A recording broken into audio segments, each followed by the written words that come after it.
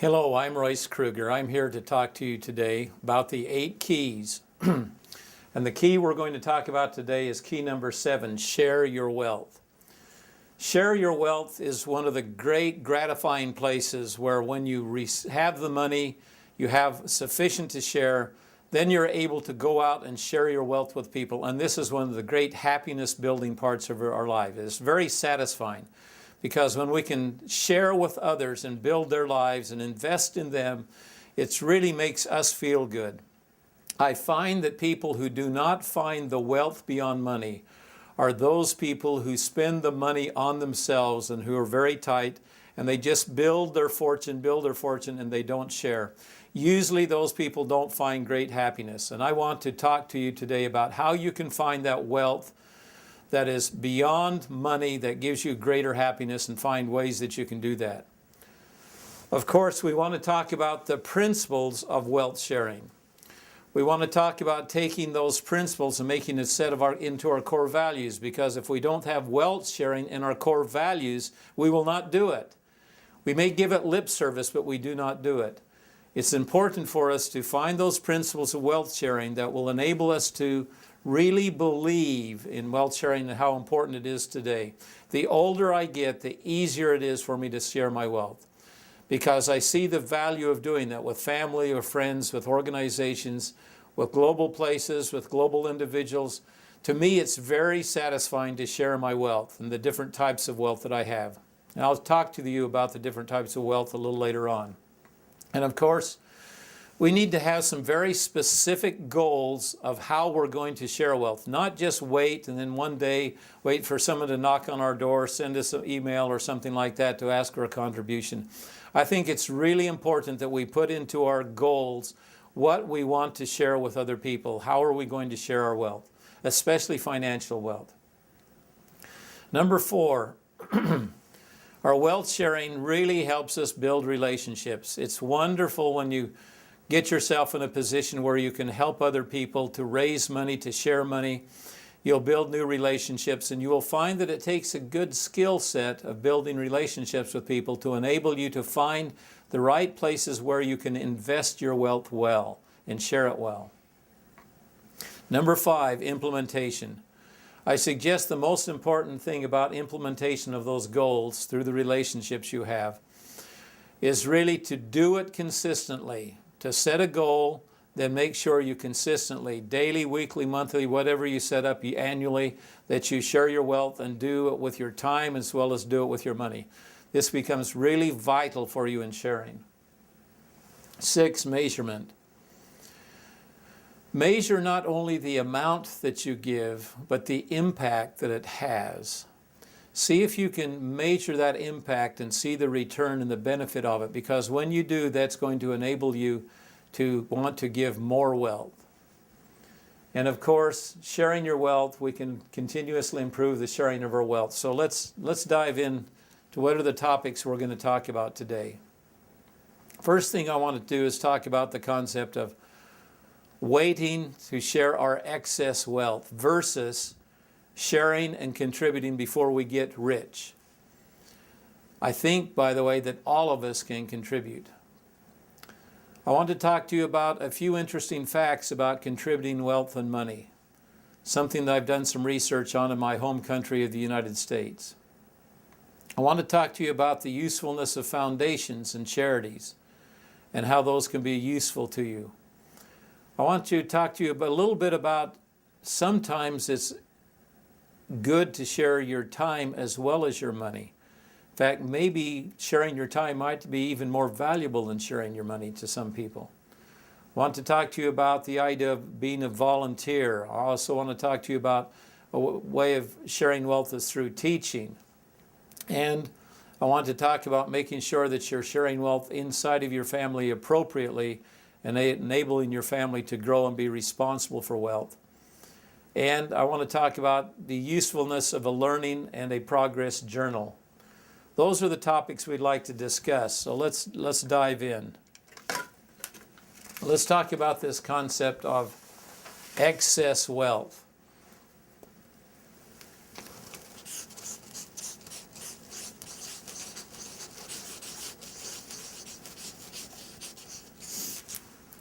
Have you ever thought, of course I'd be willing to share my wealth. As soon as I become rich and I have lots of money, I'm going to share it with other people. That's just a thought. I think it's easy for us to think that way. In other words, we make it easy for ourselves to share versus making it hard for ourselves to share. It's easy to share excess, or is it? Do you ever have excess? Okay. I think people continue to spend what they earn. I think they continue to spend unless they have a plan. I find few people that just really define that they have excess wealth. So I don't think it's a good goal to say that I'm going to wait until I have excess to share. I think the smarter thing to do is to ask yourself this question. How much money do I need to live on? I met a gentleman in a new company that was being created, and I was very impressed with this gentleman because of the way he treated and acted in his family, and he had many children. His position in the community that he had, how he gave his time and effort. And I had the opportunity to serve with him on this team. And we were doing well on this team. We were bringing in good income inside of the company. We were sharing that on a commission basis with the company, so we were doing quite well at the time. And we were growing to a point where we needed to bring in a new team member. And so he said to me, Royce, why don't you sit down and calculate what we can share with this new individual? So I started doing some calculations, and then I realized that to bring in the other team member right now, in the short term, would probably require my existing team member and I to decrease in the amount of income we would be making.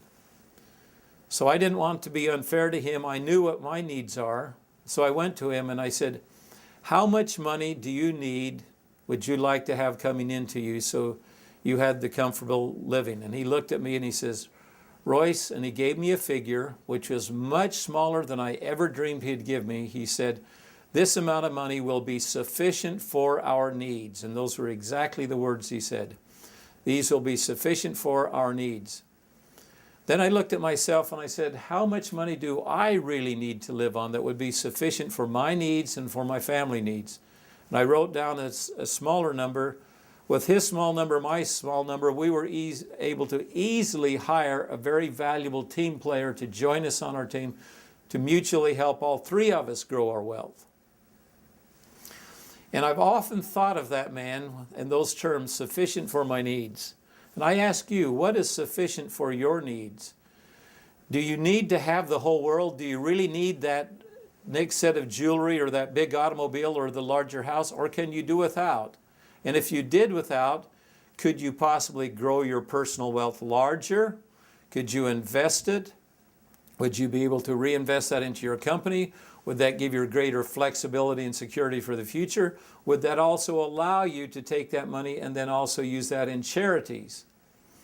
My guess is that any one of us, if we will look at our budgets and look very carefully at it, on our existing income, the majority of us, we will be able to live on that and still share. So my suggestion is to ask yourself, how much can I share now? How much can I share now? On my existing income, what can I do to share? Look at Warren Buffett. Here's one of the richest, if not the richest man in the world. He has billions of dollars, but what type of lifestyle does he live? He lives a very modest lifestyle. Has a modest home that he lives in. He has a modest automobile. Oh yes, he has another home that is really quite nice and worth millions of dollars, but compared to his billions, he could live in castles. He could have huge estates. He could have airplanes and automobiles, and he could build himself some beach homes out on the islands. In fact, he could own some of the islands. But what does he do? He lives a modest life, and then he allows his money to be used in foundations and charitable work. He doesn't give it all. He takes a certain amount of it and he puts it into a foundation that his daughter runs and also into the Gates Foundations. And he does that very wisely, and then he is able to continue to build his wealth so he can continue to contribute. I think it's an excellent model.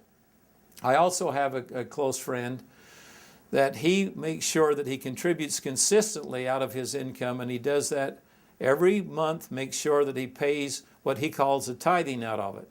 We'll add to that just a little bit more for you. But think about yourself. How much wealth do you need? What do you need? And how much could you share right now? Envision yourself in the future growing that. How much could you continue to share? I want to plant the seeds today in your mind that you can contribute a great deal, and just start doing it now, and it will have great meaning. And why do I want you to do that? Just because they can have your money or your time? No, because I want you to have the happiness of sharing. And happiness comes from sharing and serving other people. That's why I'm giving you this challenge at that time. So what would happen if you could share now, and what feelings would you have? There's a city in the United States that I was working in several years ago, doing consulting and training work there. And it was in Minneapolis, St. Paul, Minnesota. They call it the Twin Cities. And as I was sitting there talking to my sponsor, I says, tell me about the city here. What's the business like? Tell me about the culture. What are some unique characteristics about it? And so forth. And he says, Royce, there's a fact you probably need to know about the people that live in the city. These are the companies. What they do is the companies in the community, they ask above and beyond their taxes and above and beyond their salaries they give their employees and their bonuses, they ask to give 2% of their gross sales of their company to the community in charitable work. And he says, to be an esteemed member of this community, it is a moral obligation that they have to meet that number. I was so impressed because 2% of the gross revenue of the businesses in that community was huge amounts of money. Now, I don't know how successful they are able to do that through time, but I do know there was the pride in that individual that told me about that ethic that they had in that community. And it teaches us a great lesson that if we will sacrifice and take away from our comfort and consistently give a percentage of our income, be it a tithe of 10% or be it 3%, 2%, whatever it might be, and we give that, we can make a huge contribution to this world. In fact, think about it. If the income-producing nations of the world would do that, we would have huge amounts of money to share with this world. And so we don't have to wait on the Bill Gates of the world or the Warren Buffetts of the world to provide. We could have the common worker on the street sharing. And that would enable us to share so much more. I believe it would be so much more that we'd be able to share. Now, these types of habits of sharing our wealth will enable us to feel intrinsically so much better about ourselves.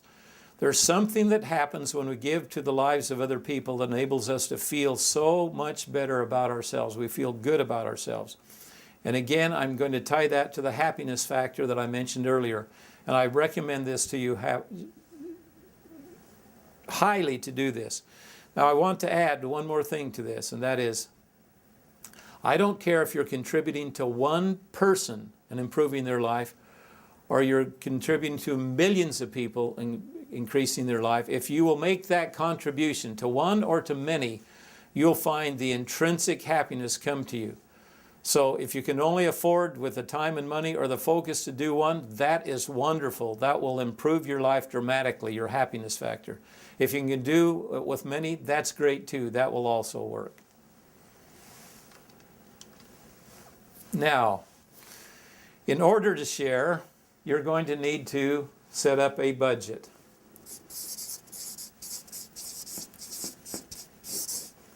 I am absolutely amazed as I talk to people how many people do not budget their money. They don't take the money that they're bringing in each month and they do not allocate that money to go into different categories. They just kind of use the credit cards until it goes to zero and then they stop spending. And some of them don't wait till it goes to zero, till it goes past zero, and they start creating debt. Now that is a poor way to manage your money. That is not going to make you happy. Having money to spend is not happiness. Having sufficient funds to live well, contribute well, live a full life, that is happiness. So it's not the spending that makes us happy. Anybody can spend money. Anybody can spend money. Okay? But someone who can budget money, use it appropriately, that's what we want to do.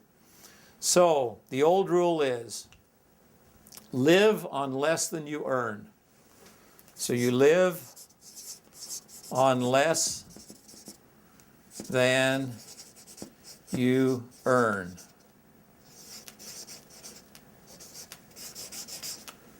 This is so important. So if you bring in $1,000, make your budget so it's less than $1,000. And make sure that you budget appropriate categories. So what you want to do, first of all, in that is give yourself a living allowance. Now, a living allowance to me is the whole category of what does it cost to cover my clothing, my food, my housing, my transportation, all of those items. And this will consume probably the largest part of your budget, this living allowance. Make sure that it's small, smaller than this 1,000. So of 100% of 1,000, let's say that's maybe 70% of it as an example right now. You decide what you want that number to be. And you can also build it from the ground up, say this is what I need for my living, and then you can compare that against what you're bringing in, and that percentage could go up or down according to that amount.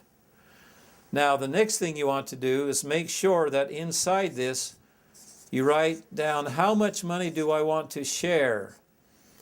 Let's say, for example, that you picked a number of 5%. Say I want to share 5% of my income.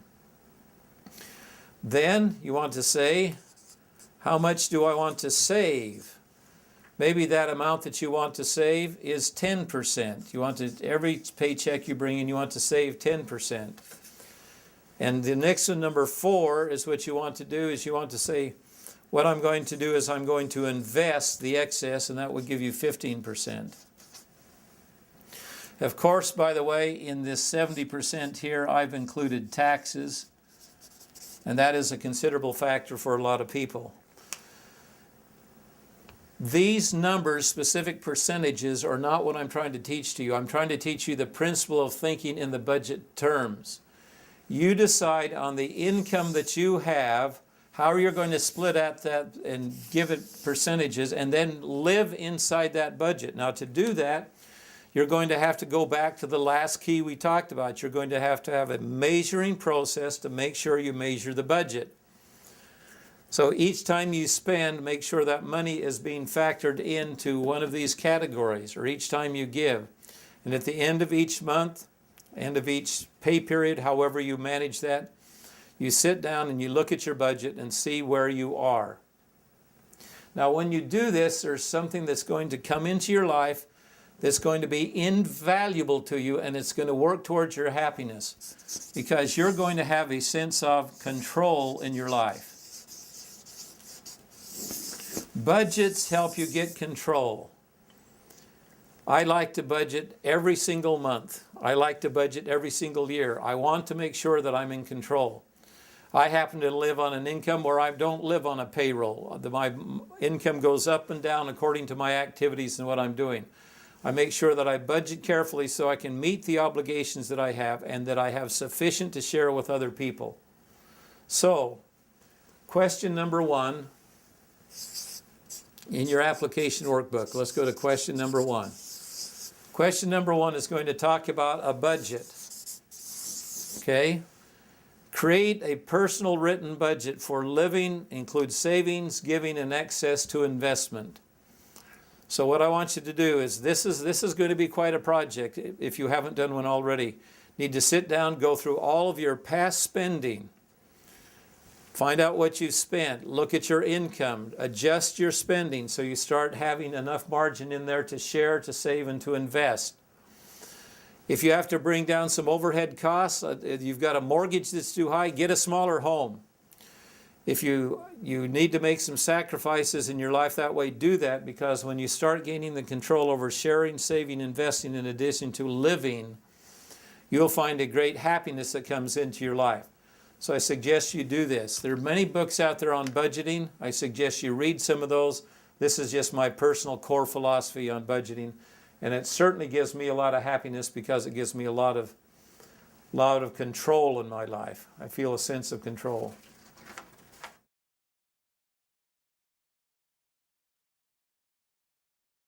In this next segment, I would like to share with you some interesting facts. These are some hard facts. I wanted to be able to share with you how an American contributes.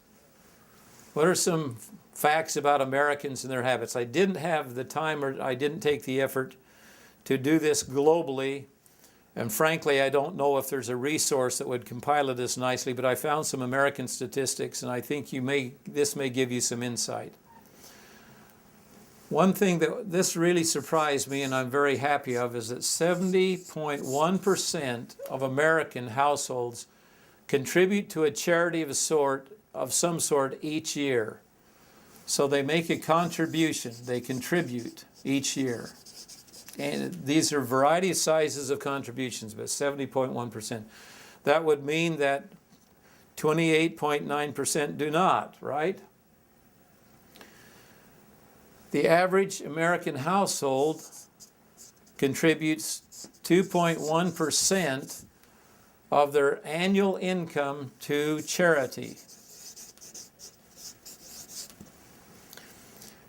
That's everybody averaged in. I personally believe we could probably do really better in that zone. I think we can probably move that, double that, maybe even triple that on the average. Maybe getting up to 10% would be hard, but that would be a goal I would challenge people to get to at least get to 10%.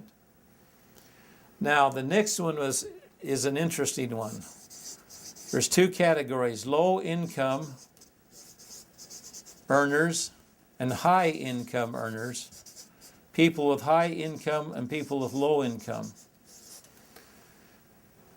In 1995, this is going back a few years ago, where I found this study, that the people with low annual incomes contributed 4.3% of their incomes. Those people with high annual incomes contributed 1.8% of their incomes.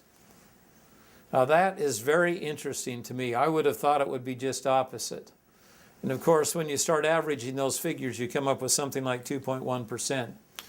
So I'm going to suggest to you, when you're on a low income earner, you set up your percentage, and as you go to high income, continue to contribute the same percentage, if not higher. This means they were spending it or investing it more than the low income. But I'm very impressed with the low income earners that they are sacrificing so much of their income to other people. That's a great honor. I commend them for doing that. So those are some interesting facts. And the reason I bring it up to you is I want you to self-inspect and say to yourself, what percentage am I consistently contributing? Do I have it in my budget? Can I do more? Should I do less? What should I do? Okay, that's why I'm bringing this up at this stage of the course, because I think it's a key to your happiness. Contribution to the lives of other people and their welfare is one of the big keys to your personal happiness. Now, what are some ways in which you can contribute? It is absolutely countless, the number of ways you can contribute. There are so many opportunities to contribute in this world. There are so many charity organizations, so many foundations, so many ways that you can just personally help individuals or families. There's a plethora of opportunities out there. So these are just a few of them. One of them is you have the charitable foundations. These I'm going to call other foundations. Now, usually these are nonprofit foundations that are made and they have a specific purpose. The nice thing about these other foundations is you can look through an index, and there's literally thousands of them. You can look through indexes and find one that believes in contributing in an area that you believe in, and you can join their ranks. And you can say, I can contribute this way. And when you do that, I suggest you do one thing on their, check out one thing, and that is, who do they contribute to, and how much of your money or your time goes into the actual people at the end that are receiving the charity. You want to keep that percentage that they use for their overhead as low as possible to get the maximum amount of money out. But they do need to have some administration. That's natural to have some administrative costs. But try to look at those ratios and make it as small as possible. If you're not satisfied with the foundations you see out there, and there isn't a foundation that you like, what you can do is set up your own foundation. Yes, you can set one up. Make it your own foundation. Recently, I've helped a gentleman, close friend, set up a foundation. It's something that he really believes in. Personally, if I was setting up a foundation, I would probably invest in education. I would probably invest in the learning of other people because I believe in investing in that area. So if I set up a foundation, that's probably what I would do. You think about what you would do, and if you can't find someone already doing it really, really well, and you feel you can do better, then build your own. Okay? Another place where you can contribute, the ways that you can contribute, there are many religious groups, many religions out there that make contributions, and then you find the NGOs that you can invest in. So you can find places to donate your money. You can do it, all of these can be done locally, they can be done regionally, they can be nationally, they can be global charities. But these are places where you can funnel your money and make sure your money and your time goes out there. Now, in addition to those types of organizations, and there are many others that you'll find, what you can do is you can donate your knowledge, and you can donate your time, as well as your money to organizations such as this and others, and you can volunteer. I recently, for example, believe in the scouting program, and I am leading, guiding people in contributing to the scouting program. So I'm the district chair that enables people to donate to the scouting program. So I'm donating my time as well as my money and my knowledge to help them build their organization. Now, you can do some things in this world that can make a huge difference. I had the opportunity of meeting Mr. Muhammad Yunus, the Nobel Peace Prize winner. I've read his books, and I'm just totally amazed at what he does in his microbanking. You may be able to come up with a concept or an idea that can have vast impact on millions of people such as he has. Muhammad Yunus was able to create a system and a process for driving down small loans into the small communities of groups of 5 women at a time, and having a repayment rate of an extremely high repayment rate on those charities, and it growing and reinvesting in the community, that he impacted through this system and this process the lives of millions and millions of people, and the ones that were not affected directly by his Grameen Bank. That model has been used around the world, so many, many, many people use this around the world to help millions of others. So use your ingenuity and your knowledge and your time. Create foundations, methods, and ways in which you can help other people. I believe it is our obligation. In fact, it is the rent that we pay. It's the price that we pay for living on this earth, is to make sure that we lift through service, through contribution, the lives of other people. And I suggest you do that. At the very least you can do each day, if you find that you just don't have the time, the money to contribute today, I just suggest you do one thing. And that is, do random acts of kindness with people in your community. Do little things, little thank you notes. Do things of just lifting someone else's burdens. Take a person to a lunch or do something like that. You can do something, donate it today. Okay, looking at this list and some of the things I've talked about and others that you know about, what I'd like you to do in question number two is, how are you going to make contributions? What are you going to select as going to be your way of making contributions? Commit now. Don't put off making that decision until you're rich or till you have access. What are you going to commit to do now to dramatically improve how you share with other people?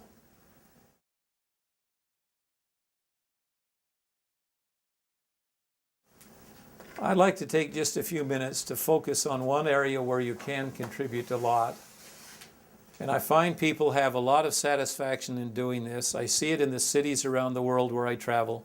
I see it in my local community, and that's simply through volunteering.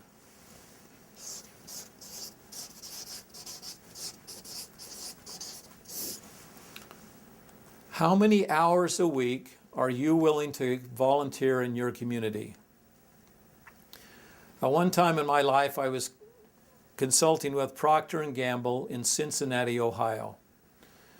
And they asked their employees to go out and contribute in their community, and they would give some paid time to go out and join organizations and groups. And they were contributing hundreds of thousands of hours to their community. That community had to have felt the impact of that contribution in the schools, in the organizations, in the counseling and coaching they helped with in that community. How about yourself? Have you set up a personal quota of how much time you will give? I personally myself like to give, if I can, between 8 to 10 hours a week into some form of contribution and charity work of coaching, helping other people. Some of it I like to do anonymously, where people do not know I'm doing this. I know of so many people that I've learned by talking to them personally and privately how they anonymously lift their community and give charitable contributions.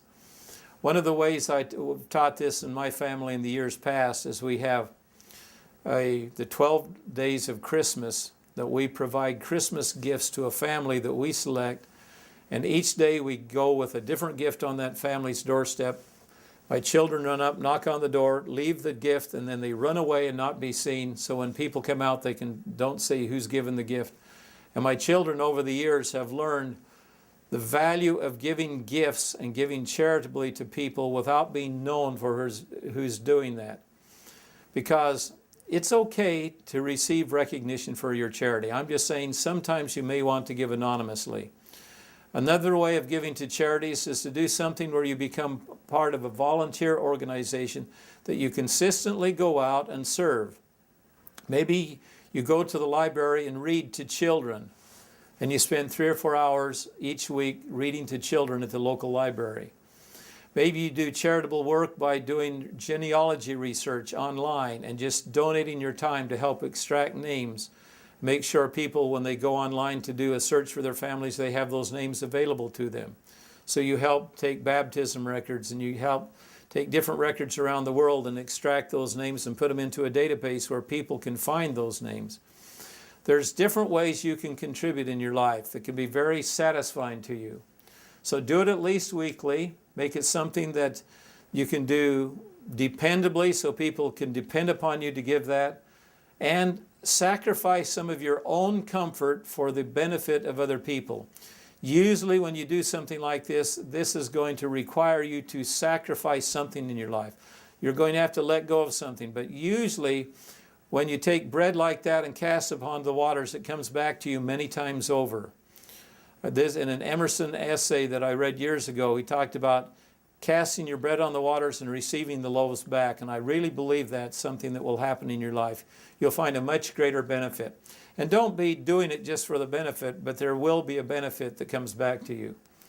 And deflect the recognition for what you're doing if you're uncomfortable with it, or do it in ways that people don't know you're doing it. So, volunteer work. Question number 3. How can you volunteer in your community? What can you do to make greater contribution to the community around you?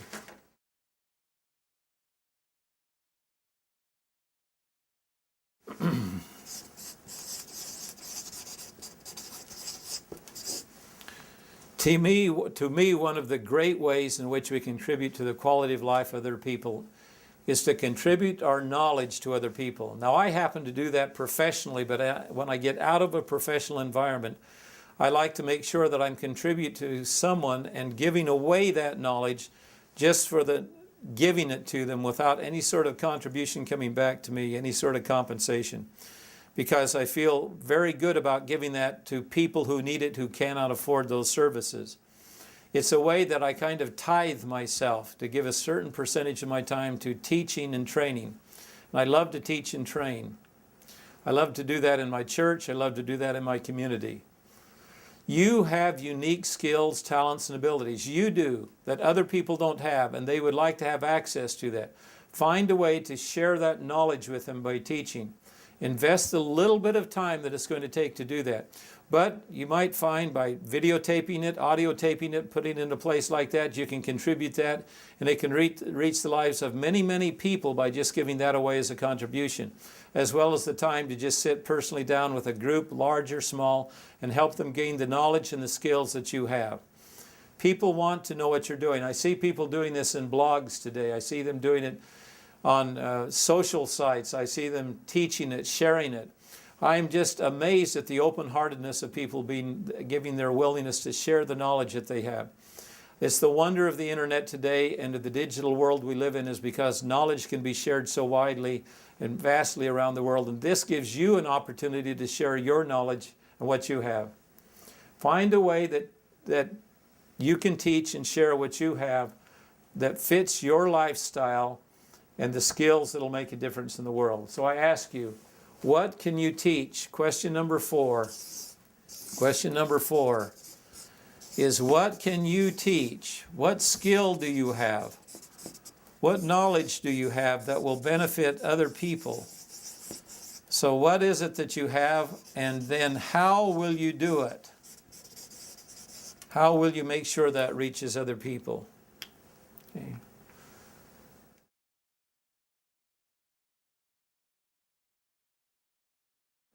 Now, the last category I want to talk about is sharing with your family.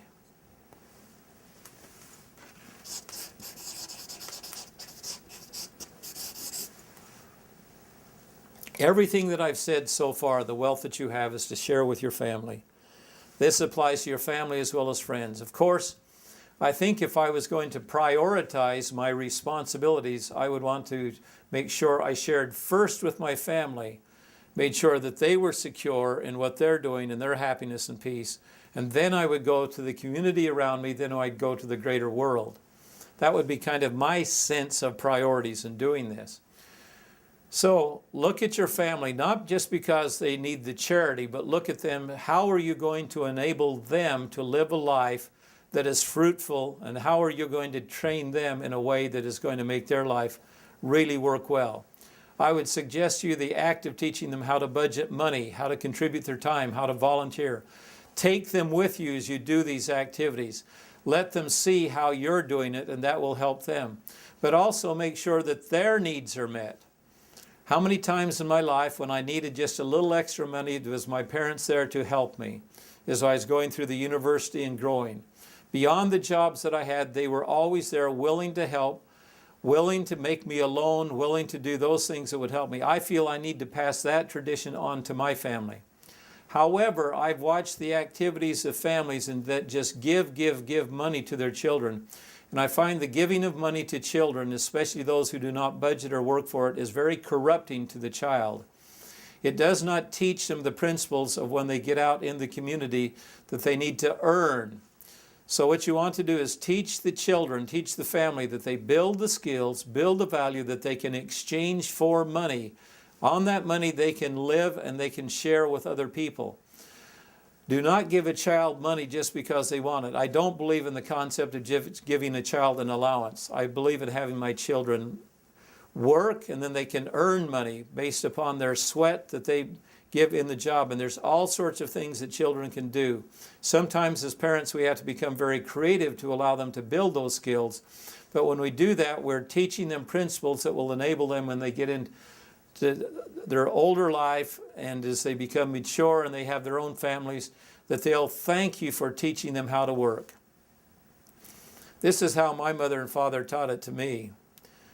This is such an interesting example. I keep going back to it because it is a foundation of how I learned how to work. My mother's family lived on farms because my name is Royce Kruger. My grandfather, Royce Nelson, had a farm, and my mother was raised there. And as I was growing up at age 13, my mother and dad said, well, it's time that you learned how to work. So they sent me off to work for one of my uncles on the farm. And I worked all summer long, and I was paid 2 sheep at the end of the summer. I cut hay, I baled hay, I did irrigation, I did herding of the sheep on the mountain, I did all of those things. And at the end, I earned 2 sheep, which when they were sold at auction, the total that I received for those 2 sheep was $96. I worked the entire summer for $96. As I look back, I probably think that I was way underpaid. And I'm guessing that my uncle probably thought he overpaid me because he had to teach me so much, and he had to guide me through the process, and he had to encourage me. That was an invaluable lesson to me in how to work. Yes, on a farm you do learn how to work. Physically you learn as well as mentally. You work from sun up to sundown. You get everything done that you can. And usually you end up taking 1, possibly 2 days a week off. It was a valuable experience to me, and I've tried to do the same thing with my children, and I encourage you to do the same. Allow them to learn how to work as if they were out in the world, so they become independent, so they know how to make money, so they know how to manage money, so they know how to budget and contribute, just as I've shared with you today. So, in the final end right here, what I'd like to do is I'd like to share one more segment with you, and that is I'd like to talk to you the usefulness of a personal journal.